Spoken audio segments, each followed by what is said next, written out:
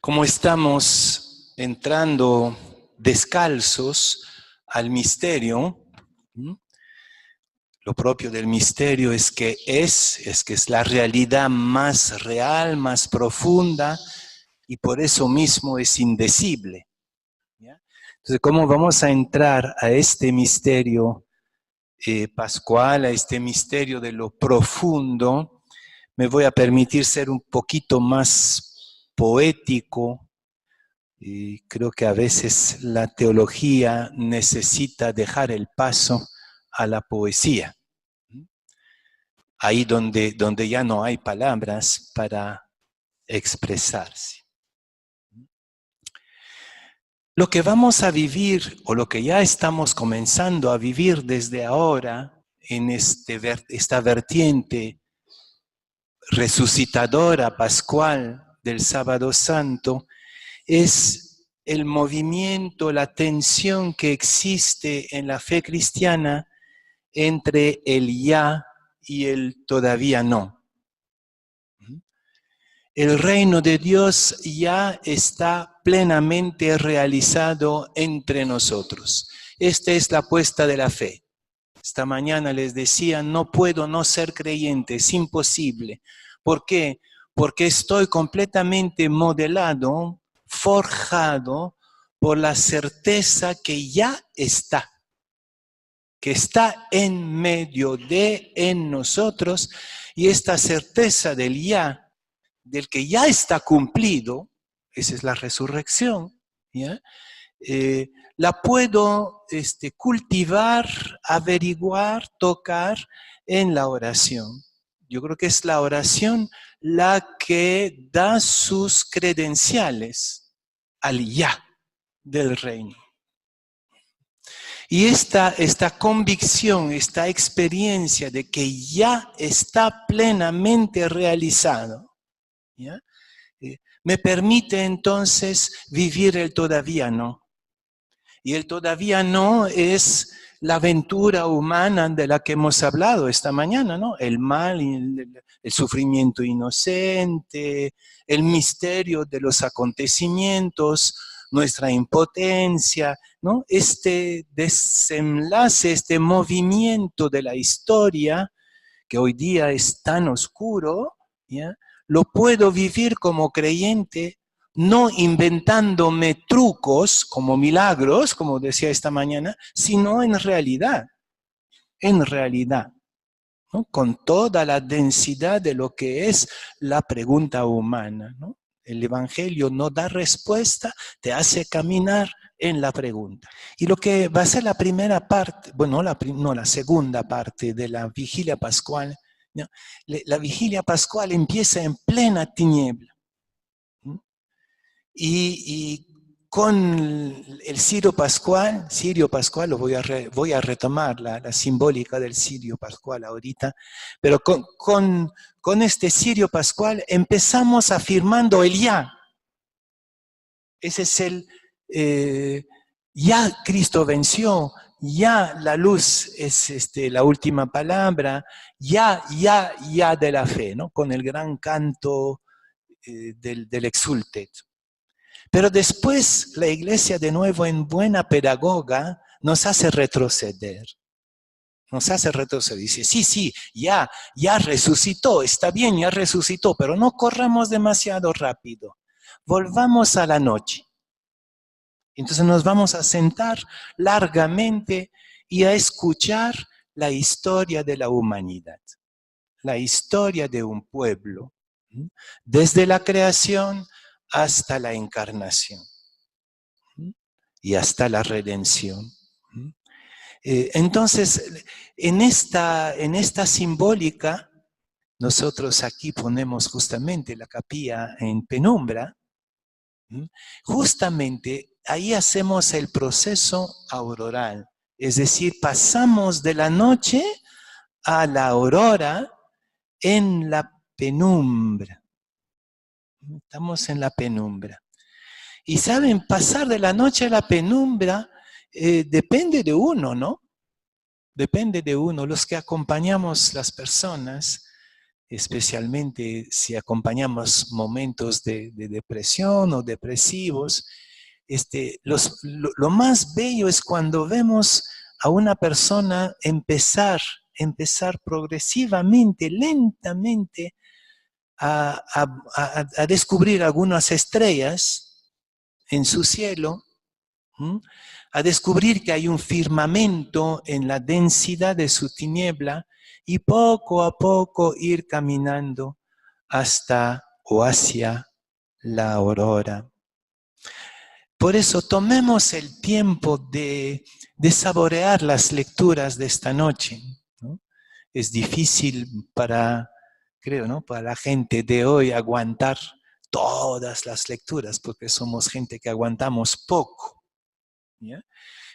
Pero hay ahí como una larga paciencia del espíritu que va trabajando, desvelando la tiniebla, revelando el firmamento y poco a poco encaminándonos hacia la aurora. Eso mismo es la vida de fe. Toda la vida de fe es un proceso pascual, es un proceso auroral.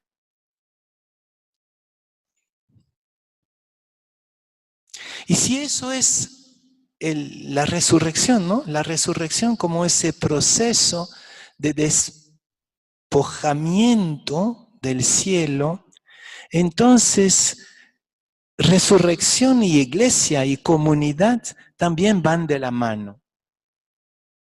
Creo que Cristo no pudiera haber resucitado solito. Hace unos años estuve trabajando con una congregación en su capítulo general y me hicieron trabajar el tema de las mujeres en el Evangelio. Y eso me ayudó a descubrir que son las mujeres las que resucitaron a Jesús. Como también creo que son las mujeres que engendraron el Espíritu Santo en el cenáculo. Cuando las mujeres deciden, sobre todo en San Marcos, deciden ir a la tumba, ya han preparado los aromas y todo, el ungüento, y en camino dicen, ¿y quién nos va a mover la piedra? ¿No es absurdo eso? Era una piedrota enorme. 2 o 3 mujeres no podían moverla. O sea que su ida a la tumba era absurda. Totalmente absurda. Nadie les iba a mover la piedra. ¿Qué es lo que movió la piedra? Su fe. Su fe. Es la fe de las mujeres que movió la piedra y que permitió la resurrección, que permitió ir más allá de la tiniebla. Me di cuenta también que ninguna mujer traicionó a Jesús, ninguna mujer lo negó tampoco, ninguna. Y por eso creo que el tiempo después de la resurrección, en el cenáculo, ¿no?, dicen que estaban 120, incluyendo las mujeres y María. Y bueno, cuando hay mujeres hay niños siempre, entonces debía haber muchos niños ahí. Y creo que estos días las mujeres, mientras estaban cocinando, cambiando los pañales, etcétera, ¿ya?, empezaron a evangelizar a los apóstoles y a los discípulos. Y empezaron a decirles, ustedes no entendieron nada. Estuvieron todavía en la lógica del poder, de quién es el más grande, y y ¿ya? Y las mujeres más bien entendieron el Evangelio desde el ya de la fe. Y es ese ya de la fe que les permitió mover la piedra. Y creo que es ese mismo ya que engendra el Espíritu Santo en el cenáculo.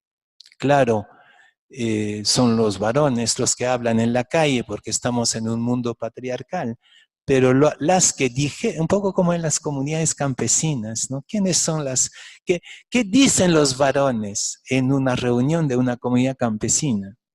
Lo que las mujeres les aconsejaron, ¿no? Entonces, creo que pasó lo mismo con Pentecostés. Entonces, ¿cómo mover la piedra y cómo engendrar al Espíritu Santo en esta peregrinación nocturna que para nosotros va a durar toda la vida? Más creo, y creo, mucho, menos entiendo lo que creo. ¿Ya? Y menos me satisfacen los discursos que yo mismo hago en primer lugar, pero que se me hacen. ¿Ya? Yo creo que justamente la fe es este ya absurdo que mueve la piedra del sepulcro y resucita y engendra el Espíritu Santo. Como lo dice un gran místico, Maurice Zundel, un gran místico contemporáneo, ¿no? Estoy convencido que para el creyente la Eucaristía es el centro del mundo, es el corazón del mundo. ¿Ya? Me van a decir, ¿eso es el corazón del mundo tan chiquitito? Sí, justamente, porque la lógica de la cruz es ese achicamiento, ese apequeñamiento, no sé si existe la palabra, ¿no? Y que entonces en la Eucaristía, en esta pequeñez absoluta del Dios reducido a pan, ¿ya? Está el corazón del mundo nuevo, del mundo que nos prepara y que ya está presente. Y en esta pequeña hostia, en esta pequeña copa, está ya todo el pasado, todo el presente, todo el futuro, todo el cosmos, el colmo de la kenosis, el colmo del vaciamiento de Dios, el colmo de la muerte de Dios, ¿no? O del ateísmo de Dios, ¿no? Es la Eucaristía. Es la Eucaristía, no se puede ir más allá. Y a partir de esta nada, todo queda recreado desde abajo. Anteayer, ¿no? Celebramos el lavatorio de los pies. Yo creo que el lavatorio de los pies es como también una mistagogía del mundo nuevo, del mundo recreado, ¿no? Tú te inclinas hacia lo más insignificante, los pies, ¿no? Es lo más insignificante, pero lo más significativo también, ¿no? Los pies de una persona es toda su historia, por si acaso. Toda su historia está en sus pies. ¿Ya? Tú te inclinas hacia la nada de la persona y después levantas la mirada y descubres el universo nuevo, ¿no? El rostro, la sonrisa, la emoción.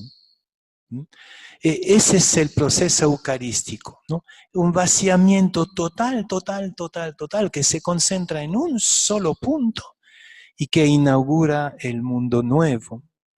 Por eso, cada vez que celebramos la Eucaristía, no tendríamos que decir cada vez, tendríamos que considerar que estamos en la celebración eucarística permanentemente, que no es porque celebramos la misa que estamos en la Eucaristía, sino que toda la vida sea a la vez proceso auroral y proceso eucarístico. ¿Ya?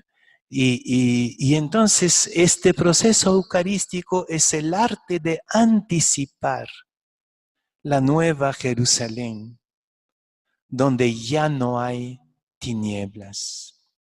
Pero saben que también en la nueva Jerusalén tampoco hay templo. No hay tinieblas, no hay puertas, pero no hay templo. ¿Por qué? Porque el encuentro con Dios es directo, sin mediación, sin ninguna mediación. Y creo que la Eucaristía es eso.